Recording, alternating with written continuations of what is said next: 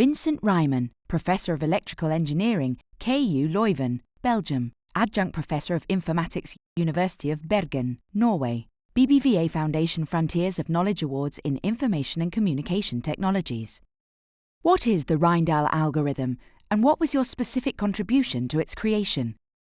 The Rijndael algorithm is a method to keep electronic messages and all types of electronic data secure.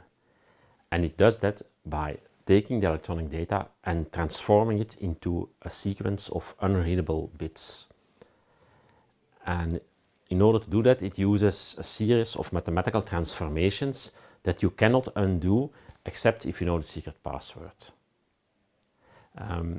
During its design, Johan Damen, my colleague, and myself took turns in making new proposals and finding weaknesses in the other guy's proposal, always improving the design until in the end the design is a mixture of both our ideas in equal parts.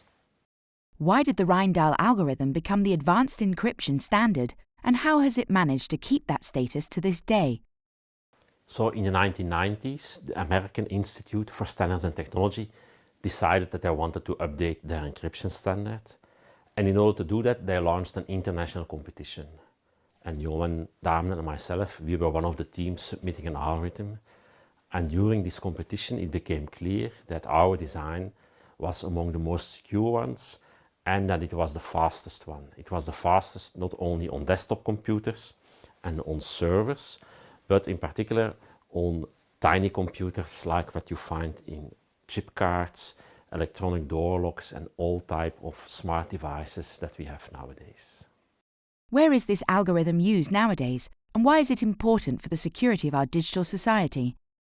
So the Rijndael algorithm nowadays is used when you surf to a website, when you make a call with your mobile phone, when you make a payment with your bank card over the internet or contactless, when you use satellite navigation in your car, when you use a remote control to open your window or your garage door.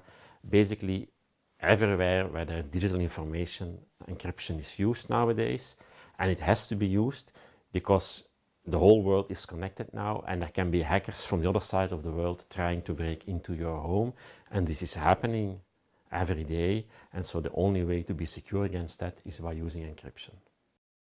In an era where quantum computers are getting larger and more powerful, to what extent will it be necessary to update the encryption standard of our devices? So nowadays, quantum computers are getting closer and closer to being practically usable, and this will necessitate the change of some cryptographic algorithms.